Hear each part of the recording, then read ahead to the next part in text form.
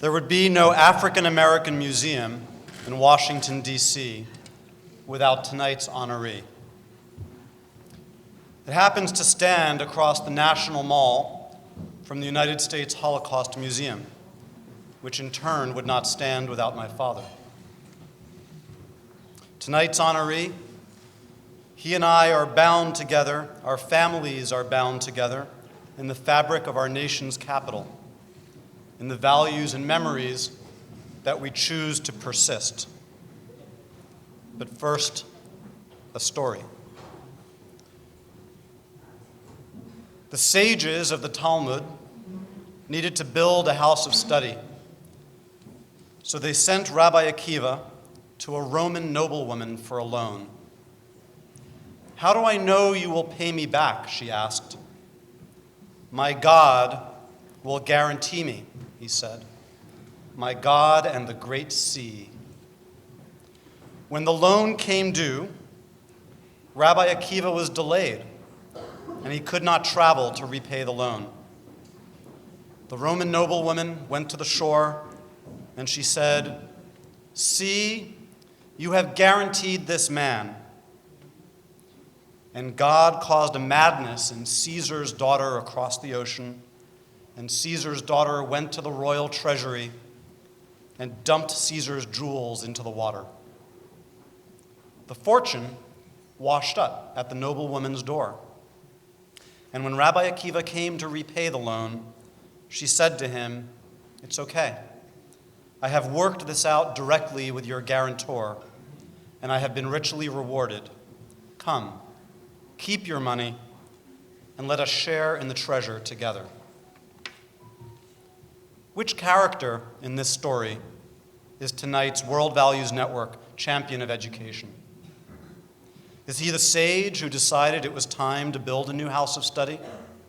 Is he Rabbi Akiva on the mission to make it happen? Or is he the noblewoman who trusts in God and shares in the unexpected bounty? Perhaps he is all of them. He is a child of school teachers whose mother took him to Martin Luther King Jr.'s famous "I Have a Dream" speech as an infant. And tonight's honoree has made education a priority.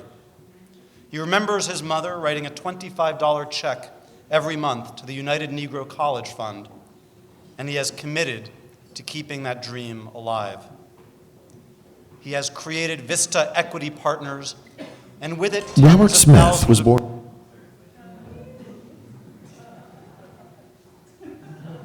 And with it, tens of thousands of jobs. But in an interesting way, because he has a hiring strategy of looking past the brand name Ivy League schools to find the very best and hardest working students he can find.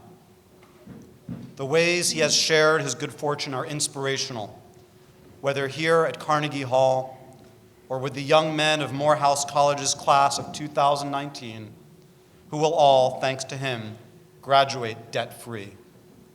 He is an amazing and a warm person, and I am very glad to have had the chance to meet him tonight. Ladies and gentlemen, please join me in saying thank you for reminding us of these shared values between the African American and Jewish communities, for sharing his mission, his resources, and his time to Robert F. Smith.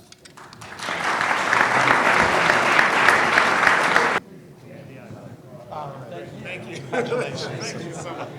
Thank you, Lisa. I have to tell you, that was a wonderful and warm introduction, and it was on time, and I will be on time as well. And I must say, Alicia, thank you for everything you do to carry on your family's legacy.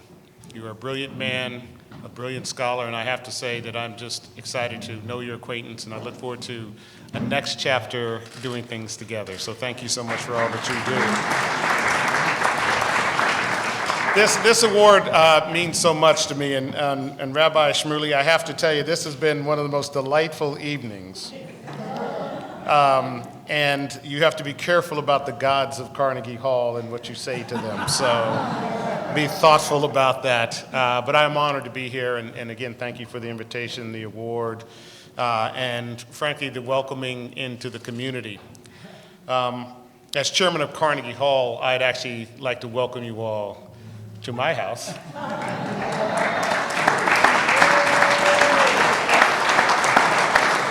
wonderful house that I get to share with my good friend, executive and artistic director Clive Gillinson, who's also a wonderful, wonderful member of the community. And one of the things that Clive and I talk about all the time is music has this wonderful power to bridge time and culture and bring people together. And frankly, there's no other place that really embodies this more than Carnegie Hall. There's a soprano by the name of Siseta Jones who actually broke that color barrier back in 1893 at this hall.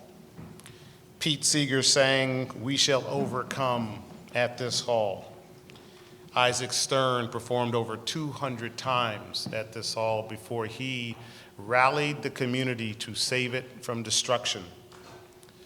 It's a place where Duke Ellington, Charlie Parker, Billie Holiday, Leonard Bernstein, Jesse Norman, Dizzy Gillespie, and Itzhak Perlman, and the great Count Basie awed and inspired audiences from around the world. When you step inside Carnegie Hall, you feel the promise. You feel and you start to understand what America is all about. It's inclusiveness. It's a place that is vivid and enduring. And it's the promise I want to speak about tonight. And I will stay on time. I know 2 minutes, so start the timer now. It's a promise of a place that will bring us together.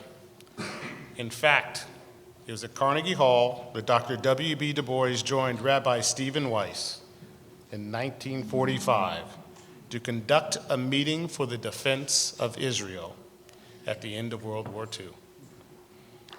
We can clap to that. I think that's important. We have a history of African Americans and the sons and daughters of Israel coming together and supporting each other in the liberation of our collective spirits. Our communities, our culture, our country. There's a certain poetry that brings us together, and it's about common values. Just 2 days ago, leaders from across our country gathered in Selma, Alabama to mark the 55th anniversary of the Bloody Sunday March. My generation grew up with the images of these peaceful protesters crossing this Pettus Bridge, and those images are seared in our memories. The Jewish community's leadership was part of the civil rights movement and is one of history's most neglected truths. Men and women, black and white, reverends and rabbis, more than half the lawyers who volunteered their services to the movement were Jewish. They are part of the tribe. Rabbi Abraham Joshua Heschel linked arms with Dr. King on this bridge, and he said, "I felt like my legs were praying." And much is made of the divisions and anger in our society today, but many of us are rightly concerned about the divide between the African American and Jewish communities. I'm here to say to anyone who propagates this fear and division, they simply don't understand our common experiences and our common bond. The Jewish people and the African American people share a birthright burden. We have been wanderers in search of a place to call home, a place to plant roots, and a place to build a community. But these places do exist. We have to forge them to exist. The neighborhood in East Denver where I grew up wasn't affluent, but it was locked out of the community of America. But we looked out for one another. We weren't middle class, but we were striving class. When my father earned his doctorate, the entire community came out and came to our house and congratulated him because his achievement belonged to the entire community. I was bused across town to an elementary school where I learned to play alongside some kids who didn't look like me, didn't worship like me. But I'll tell you, many of my classmates were Jewish. We sang songs for Hanukkah together. We attended Passover, and we played in the jazz band together. And I'm not suggesting that the complexities of our world have solutions as simple. What I am suggesting is that we can begin to heal our world when we acknowledge the similarities and burdens we carry, and we work together to liberate them. You can't have lived the life that I have without understanding this work begins in our schools. I was the first generation in my family to actually have all its rights in this country. The first generation in my family to live and get to go to a desegregated school.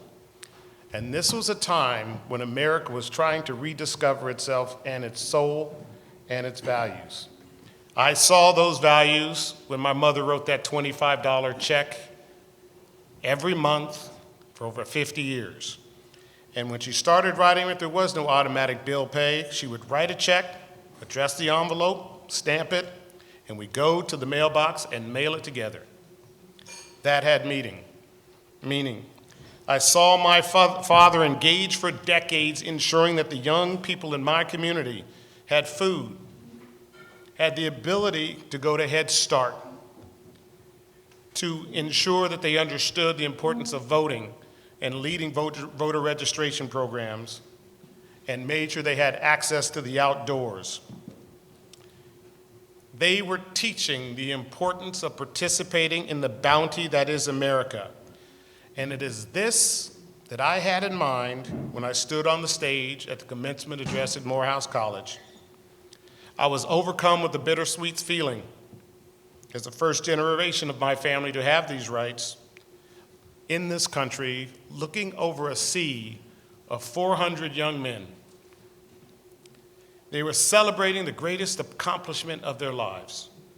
They were on the verge of soaring, and they had families that had prepared them and were lifting a burden to ensure that they could soar. But they were weighed down by debt.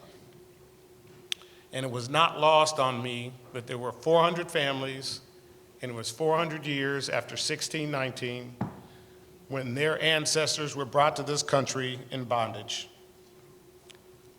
And I imagined feeling the lightness that I could actually change their lives, liberate their spirits, give them the opportunity to either start a business, take a job at a lower salary, to teach in their neighborhoods, maybe to bring a better social purpose to their lives than they otherwise could. And maybe, and just maybe, get access to the American bounty 20 years, 30 years before they otherwise would. If there's any question about the commonality of the values between the African American and the Jewish people, we need to look no further than Dr. King's famous sermon at Ebenezer Baptist Church, in which he reflected on the Jewish tradition of Tikkun Olam, to repair the world.